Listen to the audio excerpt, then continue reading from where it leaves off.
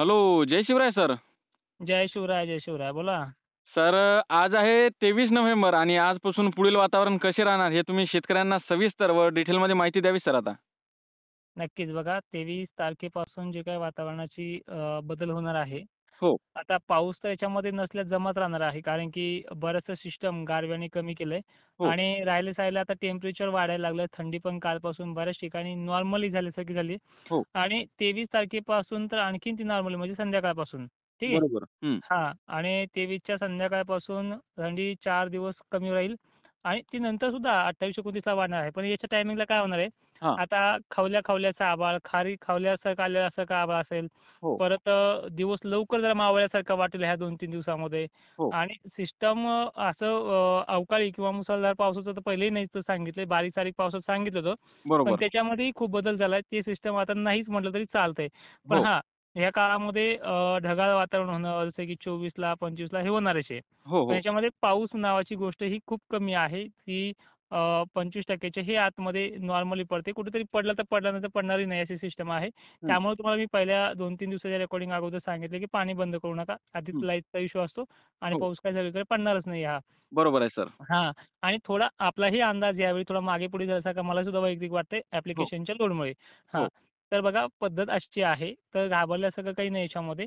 आता परत एक 28-29ला बंगालच्या उपसागरातलं जे काही लो प्रेशर पुन्हा जे येते डिसेंबरच्या पहिल्या आठवड्यामध्ये, हो. ते आता ट्रॅकसुद्धा त्यालासुद्धा अनेक अडथळे येत आहेत, की तो महाराष्ट्राकडे येईलच का?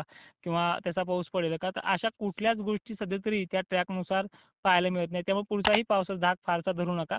जर थोडा जरी बदल जाणून आला आपल्याला, की ह्या 2 दिवसात तुम्हाला नवीन रेकॉर्डिंग पण देण्याचा प्रयत्न करेल. पण सध्या बरोबर तरी ती सर. सिस्टम कार्यरत नाहीये आणि ह्या 2-3 दिवसाचा मराठवाड्यामध्ये, विदर्भामध्ये आणि खानदेशामध्ये त्याचबरोबर पश्चिम महाराष्ट्र आणि विशेष दक्षिण महाराष्ट्रामध्ये सुद्धा धुळी मात्र येणारच आहे. सकाळपासून तुम्हाला धुळी जाणवावी लागली असेल. टेम्परेचर वाढणार आहे. फवारण्याचे जे काही सल्ले दिले आहेत ते करून घ्या.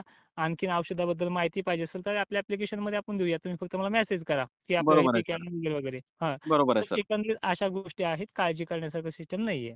हो. आणि जर आपण जर सर पाहायला गेलो तर एका हवामान अभ्यासकांनी सांगितलं, की डिसेंबरमध्ये रेकॉर्ड ब्रेक थंडी पडणार. तर त्या संदर्भात काय सांगणार सर तुम्ही? बघा, रेकॉर्ड ब्रेक म्हणजे काय आहे, की तशी थंडी पडलीच नव्हती. त्याला रेकॉर्ड ब्रेक म्हणतायत. हो. कोणता रेकॉर्ड ब्रेक करणार आहे? कोणत्या वर्षाचा रेकॉर्ड ब्रेक करणार आहे? आता थंडी अशी पडलेली, की जवळपास घरामध्ये सुद्धा हातबोंब पडायचे, अशी थंडी आतापर्यंत पडलेली. मग आता हो. काय बर्फ पडायचे बाकी राहिले? हां. बरोबर आहे तर सर. तर असला शेड्यूल आहे. थंडी तर खूप चांगली आहे यावर्षीची. हो. त्यामध्ये दुमत नाहीये. चांगली माहिती दिली त्या माणसाने सुद्धा. पण रेकॉर्ड ब्रेक हा शब्दाचा अर्थ असा होतो, की याच्या अगोदर कधीच पडलेली नाही अशी थंडी. ठीक आहे. बरोबर, बरोबर आहे सर. हं. तर असं काही नाहीये. थंडी खूप भयंकर राहणार आहे. थंडी खूप चांगली राहणार आहे. पण हो. रेकॉर्ड ब्रेक नाहीये. जी वर्षानुवर्ष कडाक्याची थंडी पडत असते. कडाक्याच्या ज्या काही लाटा येत असतात. मागच्या 2-4 दिवसापासून जी काही थंडी होती, तशीच थंडी परत 26-27 पासून तयार होते. हां. परत ती एकदा डिसेंबर महिन्याच्या पहिल्या आठवड्यामध्ये खराब वातावरणामुळे कमी होते. हो. असं हे चित्र चालत जायचंय. हं, हं, हं. हं, बरोबर आहे सर. तर सर हं, आता डिसेंबर महिन्याची सुरुवात व्हायला फक्त काही दिवस बाकी राहिलेले आहे आणि बऱ्याच शेतकऱ्यांच्या माध्यमातून आपल्याला पुढचे सुद्धा प्रश्न विचारण्यात येत होते. तर हं. सर डिसेंबरमध्ये काय परिस्थिती राहणार? समजा डिसेंबरमध्ये आपल्याला ढगाळ वातावरण किंवा पाऊस पाहायला दिसेल का मग? डिसेंबर महिन्यात एकंदरीत चित्र जर पाहिलं ना, हं. इथून पुढचे जे वातावरणाचे सिस्टम असतात, ह्या मान्सूनच्या सिस्टमसारख्या नसतात. ह्या मॉडेलनुसार दिसतात, हो. येतात सुद्धा. हं. पण याची जी ट्रॅकिंग असते, त्याचा जे काही रूट असतो, तो अनफिक्सेबल असतो. म्हणजे तो कुठल्या ट्रॅकवरती जाईल हे अद्यापही मॉडेलनुसार एकमत नसतं.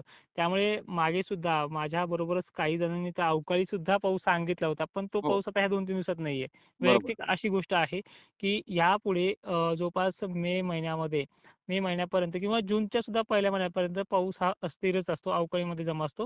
हो. पण सध्या तरी या 1 जानेवारीपर्यंत म्हणा किंवा आपल्या जानेवारीच्या संक्रांतीपर्यंत थंडीमुळे किंवा टेम्परेचरच्या मागे-पुढच्या लेयर्समुळे ही हं. सिस्टम अजूनही लक्षाच्या बाहेर आहे.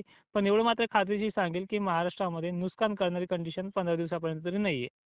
समजा मग 15 दिवस शेतकऱ्यांना आता काही चिंता करण्याची गरज नाही. जे आपलं बंगालच्या उपसागरामध्ये जे चक्रीवादळ सक्रिय झालं होतं, तर हं, त्याची दिशा जी आहे ती बदललेली आहे. हं, हं. त्याच्यामुळे आता शेतकऱ्यांना काही अशी चिंता करण्याची गरज नाही. फक्त ढगाळ वातावरण राहणार. नक्कीच.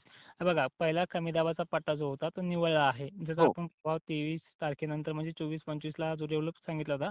हो, आता परत एक 28-29ला बंगालच्याच उपसागरामध्ये एक चक्री स्थिती, त्याचं चक्री वादळात देखील रूपांतर होणार आहे आणि ते धडकणार सुद्धा आहे विशाखापट्टणम वगैरे भागामध्ये.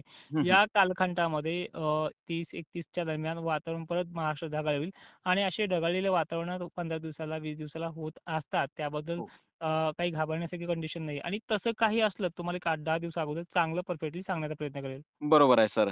हं. आता सर यापूर्वी तुम्ही आपल्या चॅनलच्या माध्यमातून 2026चा अंदाज दिला. परंतु तुम्हाला माहीतच आहे, की आपल्या चॅनलच्या माध्यमातून बरेचसे शेतकरी नवीन-नवीन जुटलेले जातात.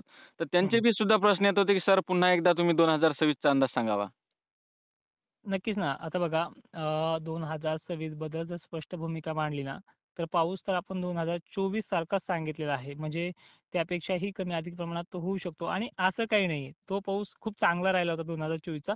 पण हो. ह्या वर्षीसारखा तो पाऊस नाहीये आणि विषय असा येतो ह्या गोष्टीमध्ये, की हा पाऊस जो आहे निव्वळ काही ठिकाणी त्यावेळेसारखे काही खंड वगैरे पडू शकतात, तर साहजिकच आहे. हं. खंडाची भूमिका त्यामध्ये आहेच आणि खंडाच्या बाबतीत जर बोलायचं झालं, तर ते अद्यापही जुलै किंवा जूनमध्येच 15-15 दिवसाचे राहू शकतात का? हे सांगणं कठीण आहे. पण ती खंडाची तीव्रता आहे. पावसाच्या बाबतीत मात्र निर्णय ठाम आहे, की तो पाऊस 2024 इतका राहील. 2025 किंवा 2023 इतका नाहीये. हं. 2023 मध्ये बिलकुल नाही जमा आणि 2025 मध्ये खूपच खूप. तर अशा प्रकारे नाही नॉर्मली वर्ष जे गेले 2024 त्या पद्धतीचा तो आहे. समजा सरासरी पाऊस राहणार म्हणजे शेतकऱ्यांचं नुकसान बी सुद्धा होणार नाही जास्त करून. हं, हं. म्हणजे सरासरी पाऊस राहणार. नक्कीच. Okay, okay. धन्यवाद सर. तुम्ही शेतकऱ्यांना एक महत्त्वपूर्ण आणि डिटेलमध्ये माहिती दिल्याबद्दल. हं, हं.